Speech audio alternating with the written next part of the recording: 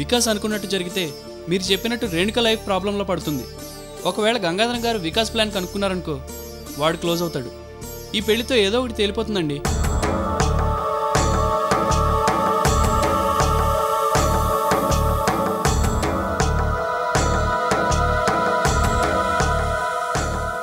ఏంటి మళ్ళీ ఆలోచిస్తున్నారు? పోనీ వికాస్ మన మాట వినలేదు, రేణుకకైనా చెప్తానండి. నేను ఇప్పుడే గెస్ట్ హౌస్కి వెళ్ళి చెప్పేస్తాను. ఆ రోజు నేనున్న పరిస్థితిని చూసి ఎవరైనా అపార్థం చేసుకుంటారు. నిజం తెలియక రేణుక అపార్థం చేసుకుని అసహించుకుందే కానీ తను ఇప్పుడున్న ప్రాబ్లమ్స్ తెలిసి కూడా మనం ఇలా సైలెంట్గా ఉండి తప్పు చేస్తున్నామేమో. ఒక్కసారి ఆలోచించండి. ఒకవేళ వికాస్ అనుకున్నట్టు జరిగితే రేణుక విషయంలో సరిదిద్దుకోలేని తప్పు జరిగిపోతుంది. స్నేహితురాలకు జరుగుతున్న అన్యాయం తెలిసి కూడా ఆపలేకపోయామని జీవితాంతం ఆ బాధ వెంటాడుతూనే ఉంటుంది. ఇంకోసారి ఆలోచించండి.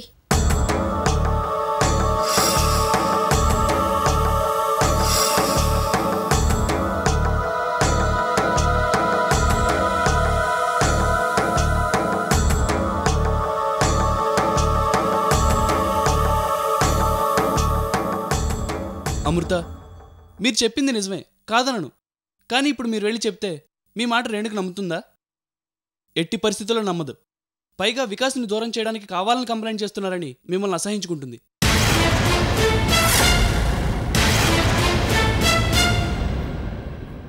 వికాస్ లాంటి జెంటిల్మెన్ని అందగాడిని ప్రేమించినందుకు జెలసీగా ఫీల్ అయ్యి ఇదంతా చేస్తున్నారని మిమ్మల్ని ఇంకా అపార్థం చేసుకుంటుందండి. సరే, ఇవన్నీ వదిలేయండి. ఇప్పుడు మీరు ఎలాంటి పరిస్థితుల్లో ఉన్నారో ఆలోచించారా? ఇంకో వారం రోజుల్లో రూమ్ నుంచి వెళ్ళిపోవాలి. తాతయ్య ఊళ్ళో లేరు. ఇక్కడి నుంచి వెళ్ళాక మళ్ళీ అవుట్ హౌస్లోకి వెళ్తారో లేదో కూడా తెలియదు. అయినా వికాస్ రేణుకల వల్ల మీరు ఇప్పటికే చాలా బాగొట్టుకున్నారు. అనవసరంగా మళ్ళీ వాళ్ళ విషయంలో జోక్యం చేసుకోకండి. మీ మంచి కోరే ఫ్రెండ్గా రిక్వెస్ట్ చేసి చెప్తున్నాను. మన మంచితనం ఒక్కోసారి మనకే హాని తలబెడుతుంది. ఇన్ని రోజులు రేణుక బెస్ట్ ఫ్రెండ్ అని మంచి మనసుతో ఆలోచించారు కాబట్టే వికాస్ కిడ్నాప్ ప్లాన్ రేణుకకి చెప్పకుండా ఆగిపోయారు.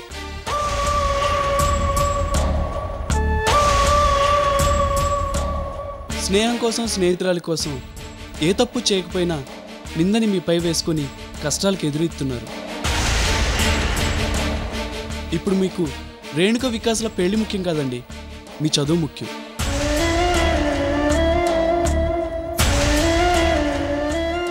మీ అమ్మా నాన్న ఆశయాలు నెరవేర్చాలి, అది ఆలోచించండి. మనమే కాదు, ఎవరు ఆపాలనుకున్నా ఈ పెళ్ళి ఆగదు. జరగకూడదనుకుంటే ఎలాగో జరగదు. వికాస్కి నేను ఎంత చెప్పినా నా మాట వినిపించుకోలేదు. మీరు ఇప్పుడు రేణుకకి ఎంత చెప్పినా వినిపించుకోదండి. సో మనం చేయాల్సింది ఏంటో తెలుసా? రేపు ఏం జరుగుతుందో వెయిట్ చేయడం తప్ప మనం ఏం చేయలేం. ఎలా జరగాలనంటే అలా జరుగుతుంది. మీరు చదువుకోండి ప్లీజ్.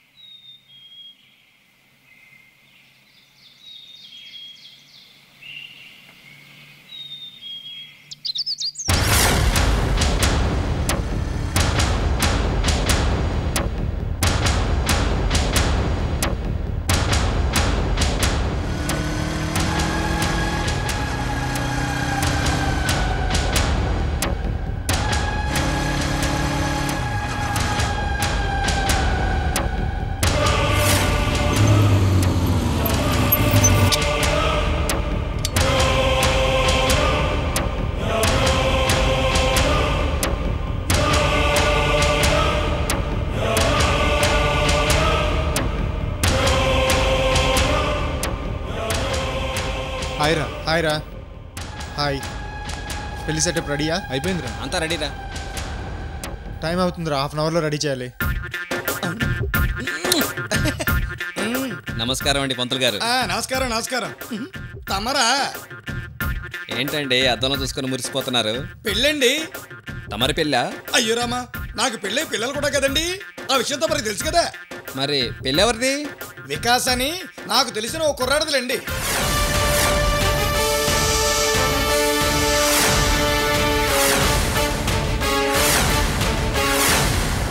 పెళ్ళి అంటున్నారు, ఇంత సింపుల్గా చేస్తున్నారేంటి?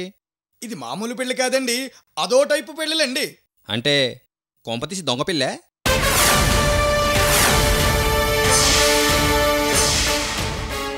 మరి మీరు అంత డైరెక్ట్గా అడిగితే నేనేం చెప్పండి. పెళ్లి ఎలా జరిగినా కూడా మంత్రాలు చదవాలి, 3 ముళ్ళు వెయ్యాలి, దండలు మార్చుకోవాలి. పంతులు గారు ఒకసారి వస్తారా? వస్తున్నా. సరే పంతులు గారు, ఉంటాను. శుభం. ఏమిటండి అంతా అడవడిగా పిలిచారు? అంతా సవ్యంగానే ఉంది కదా. జీలకర్ర బెల్లం తాలిబొట్టు. పంతులు గారు, జీలకర్ర బెల్లం గురించి పక్కన పెట్టండి. మీరేంటండి జోల పడినట్టు ఆ వ్యక్తితో పెళ్లి గురించి పబ్లిక్గా మాట్లాడుతున్నారు? అలా చెప్పకూడదా? పంతులు గారు, మీరు వచ్చింది నా పెళ్లి చేయడానికి, పెళ్లి చెడగొట్టడానికి కాదు. అయ్యో రామా, అంత మాట అనకండి. అయినా మీ పెళ్లి నేనెందుకు చెడగొడతానండి? పంతులు గారు, ఇక్కడ మీడియా వాళ్ళు, ప్రెస్ వాళ్ళు వచ్చేంత వరకు ఇక్కడ పెళ్లి జరుగుతున్న విషయం ఎవరికి తెలియకూడదు. అవునా? మరి ఆ విషయం చెప్పరే. చెప్పకపోతే మీకు తెలీదా? తెలుసు అనుకోండి, ఏదో ఫ్లోలో అలా వచ్చేసింది అంతే. పెదవనవరు ఊరుకోదు కదండి. సరే వెళ్ళండి, ఇప్పటికైనా జాగ్రత్తగా ఉండండి. అలాగేనండి. అన్నట్టు నాదో చిన్న సందేహం. ఇప్పుడు ఛానల్ వాళ్ళు అందరూ ఇక్కడికి వస్తారు కదండి. వస్తారు. ఈ పెళ్లిని ఛానల్ వాళ్ళు అందరూ కూడా లైవ్లో చూపిస్తారు కదండి. చూపిస్తారు. అంటే లైవ్లో నేను కూడా కనిపిస్తారు కదండి. మీరు మరీ అంత కోపంగా చూడకండి. నా ఉద్దేశం ఏమిటంటే, పెళ్లి తతంగం ఏదైనా తేడా జరిగిందనుకోండి, లైవ్లో దొరికిపోతామో అని ఒకటే శంక. పంతులు గారు, మీ నస ఆపుతారా? మీకు ఈ డౌట్లన్నీ ఎందుకు వస్తాయి? ముందు మీ పని చూసుకోండి. అలాగే. మరి 2 పూలదండలు కావాలి. తెచ్చాను, తీసుకోండి. శుభం. ఈ పంతులు ఒకడు అనవసరమైన టెన్షన్ క్రియేట్ చేస్తాడు.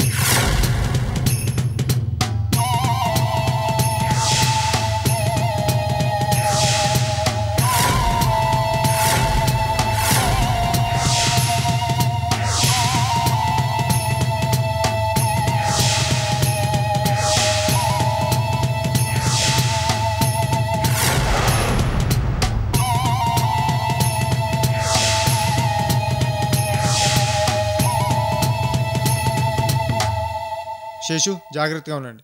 ఎట్టి పరిస్థితుల్లో మనం అనుకునేది అనుకున్నట్టు జరగాలి. మీకేమాత్రం డౌట్ వచ్చినా నాకు వెంటనే ఫోన్ చేయండి.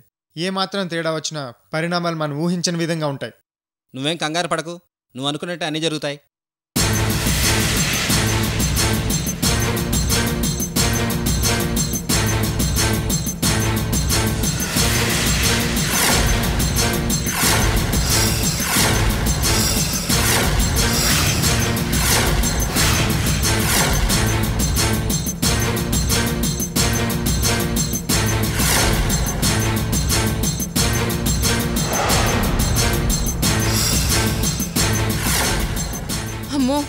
పెళ్లి సెటప్ కూడా అయిపోయింది.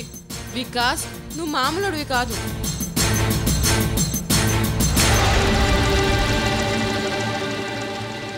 గంగాధరం అంకకి నేను ఎంత చెప్పినా నమ్మట్లేదు. నమ్ముంటే ఈ పార్టీకి వచ్చి వికాస్ సంగతి చూసేవాళ్ళు. అయ్యో, టైం అయిపోతుంది. అటు గంగాధరం అంకల్, ఇటు రేణుక ఇద్దరు నమ్మట్లేదు. ఇప్పుడు ఏం చేయాలి?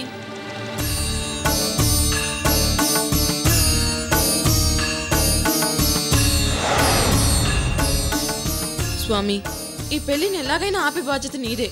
లేకపోతే నా ఫ్రెండ్ జీవితం నాశనం అయిపోతుంది.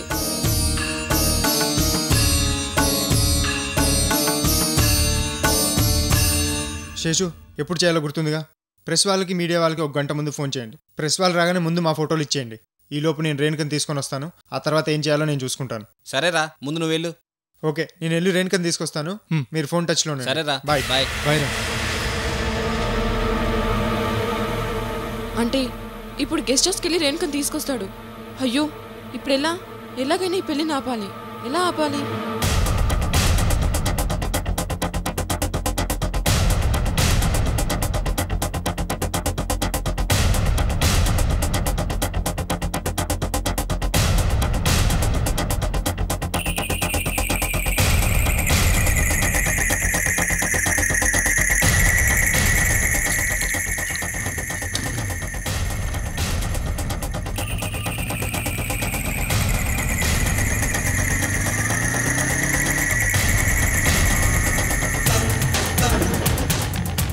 ఆ బైక్ని ఫాలో అవ్వు.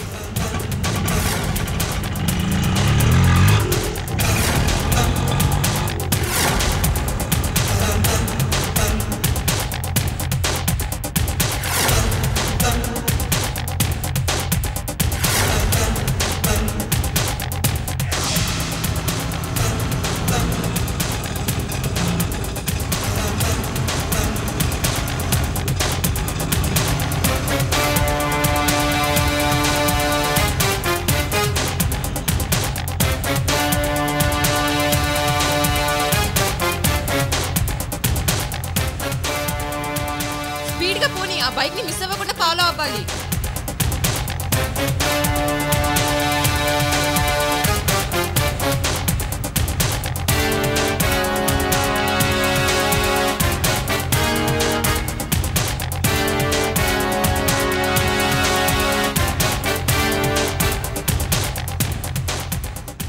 వికాస్ ఇప్పుడు గెస్ట్ హౌస్కి వెళ్తున్నాడు. నేను అక్కడికి వెళ్ళి అలాగో ఆపలేను. ఈలోగా ఒకసారి అంకుల్కి ఫోన్ చేసి చెప్తే.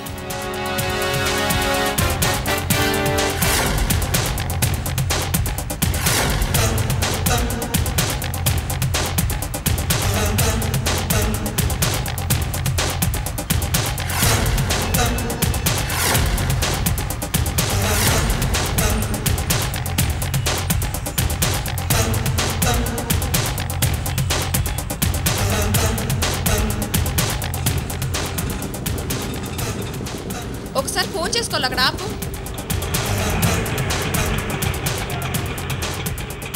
నువ్వు ఇక్కడే ఉండు.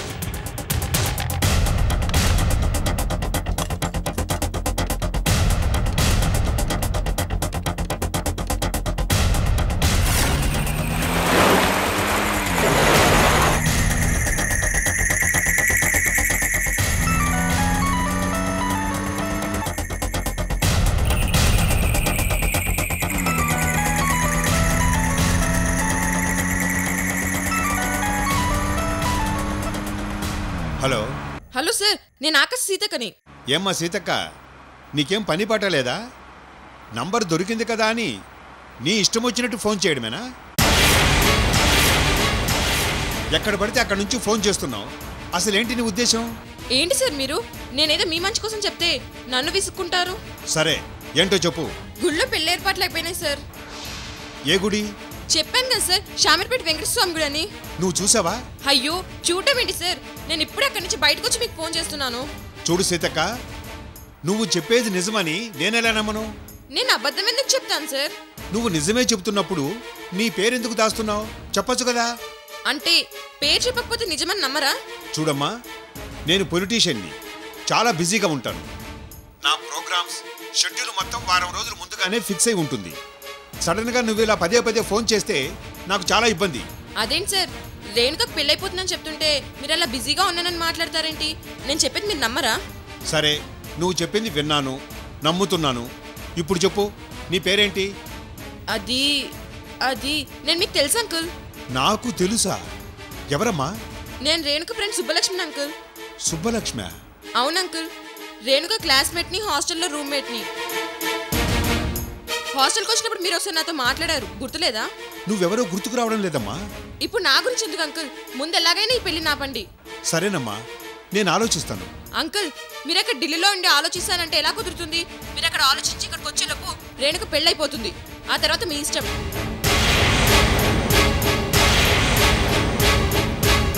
ఏంటో నేను ఇంత టెన్షన్ పడుతుంటే ఆయనకు చీమ కుట్టినట్టు కూడా లేదు. ఆలోచిస్తాడంట. ఏంటి ఆలోచించేది?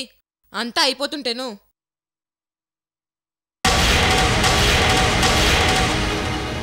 అంకుల్, మీరు రాకపోయినా సరే నేను మాత్రం వికాస్ వదలను. ఎలాగైనా ఈ పెళ్లి నాపి తీరుతాను. డ్రైవర్ పోనీ.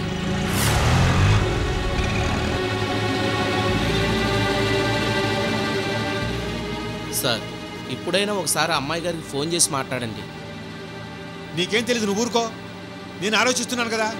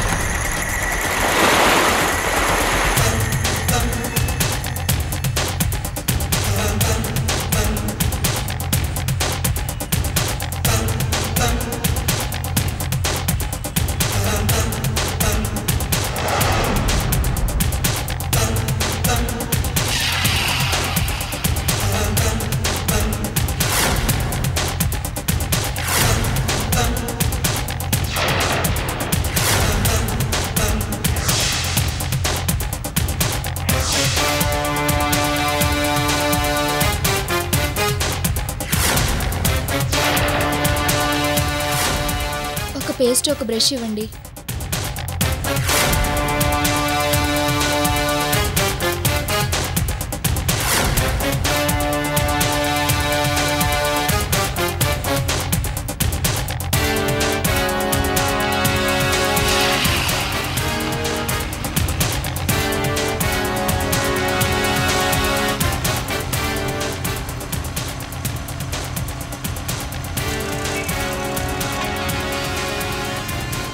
వికాస్, వికాస్!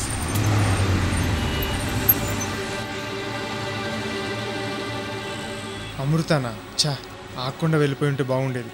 ఇప్పుడు తనతో మాట్లాడుతూ ఉంటే టైం వేస్ట్ అవుతుంది. అమృత, నువ్వు ఇక్కడేం చేస్తున్నావు? షాప్కి వచ్చాను. సాగర్కి చెప్తే తెచ్చేవాడు కదా. వీటి సంగతి వదిలే. నువ్వు చేస్తున్నది మంచిది కాదు వికాస్. నేనేం చేస్తున్నాను? ప్రేమించిన అమ్మాయిని మోసం చేసి పెళ్లి చేసుకోవడం తప్పు కాదా? రేణుకతో నీ పెళ్లి విషయం సాగర్ చెప్పాడు. నువ్వు చేస్తుంది చాలా తప్పు వికాస్.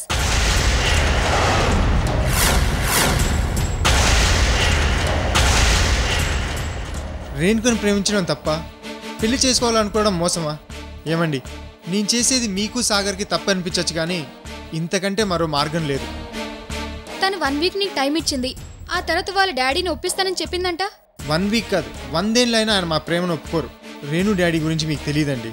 తను నాతో చాలాసార్లు ఏడుస్తూ చెప్పింది, ఆయనకు ప్రేమ అంటేనే చిరాకు, ప్రేమికులంటేనే అసహ్యం. అందుకే ప్రేమకి ఎంత పవర్ ఉందో ఆయనకు చూపించాలనుకున్నాను. అలాంటి తల్లిదండ్రులందరికీ రియలైజేషన్ రావాలని అందుకే ఈ పెళ్లి చేసుకుంటున్నాను. మరి రేణుక గురించి ఆలోచించారా? ఆలోచించాను.